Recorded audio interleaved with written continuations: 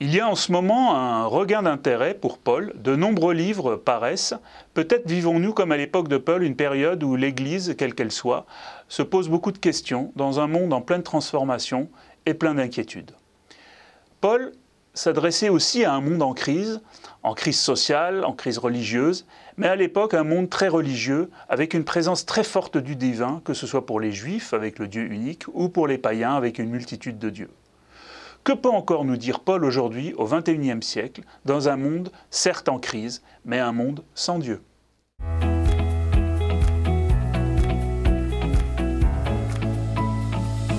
Jean-Marie Ploux est prêtre catholique et théologien.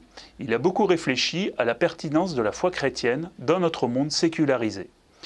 Il est l'auteur de plusieurs livres sur le sujet, « Dieu n'est pas ce que vous croyez » et « Jésus au-delà des malentendus ». Dans ce livre-ci, il s'agit de l'apôtre Paul.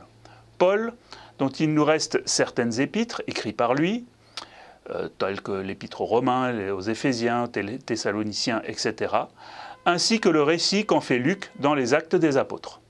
Que peuvent encore nous dire ces lettres, ces épîtres adressées à des églises il y a 2000 ans? Leur message a-t-il encore un sens ou même quelque chose à nous dire? Pour l'auteur, ces lettres gardent toute leur actualité dans un contexte pourtant bien différent.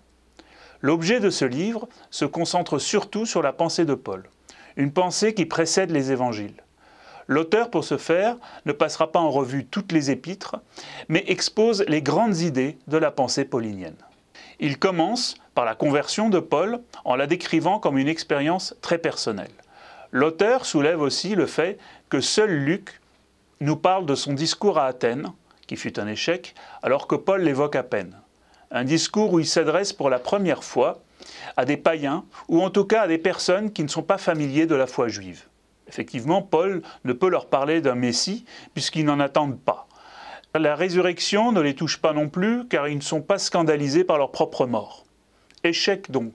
Mais pour l'auteur, cette expérience athénienne nourrira par la suite sa pensée, notamment lorsqu'il s'adresse aux Corinthiens. L'auteur fait ainsi un lien entre les différentes lettres. Il précise aussi certains points qui sont souvent reprochés à Paul, notamment son obsession du péché en tant que faute morale, mais démontre bien que le pécheur est avant tout pour Paul quelqu'un en rupture avec Dieu, et cette rupture le sépare des autres, mais aussi de la création. La rupture de l'homme et de la création est aujourd'hui au cœur des débats politiques, économiques ou philosophiques. Dans Corinthiens, Paul insiste sur la métanoïa, le recentrement sur Jésus, en d'autres termes la conversion. Cette conversion qui implique que l'individu change de système de valeurs, de système de pensée. L'auteur évoque d'autres thèmes comme l'unité de l'Église et non pas son uniformité. Les Grecs ne sont pas forcés d'accepter les règles alimentaires des Juifs ni la circoncision, ils peuvent vivre leur foi dans leur propre identité. Paul met en place, ou plutôt souhaite mettre en place, une église subversive, c'est-à-dire une église qui ne correspond pas aux critères sociaux et politiques du monde.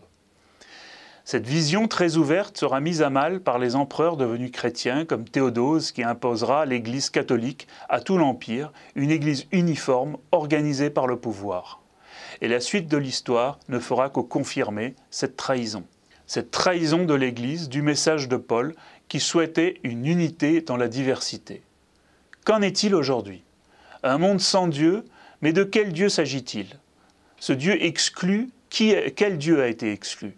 Est-ce le Dieu d'une certaine Église ou le Dieu de Paul que nos sociétés occidentales ont rejeté? Pour l'auteur, la faute de l'Église a été de ne pas suivre le message de Paul, mais de faire le contraire. L'Église a trop souvent été complice d'une vision du monde qui nous mène aujourd'hui à la catastrophe.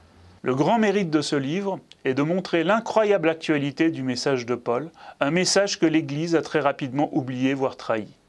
Ce livre nous fait découvrir la pensée de Paul, comment elle s'est construite, comment elle n'a pas été appliquée, et du formidable espoir qu'elle véhicule, si on veut bien s'y intéresser. Ce livre est loin d'être exhaustif. Il vous permettra de redécouvrir, et sans doute de découvrir tout court, la pensée de Paul, une pensée moderne et surtout une pensée subversive.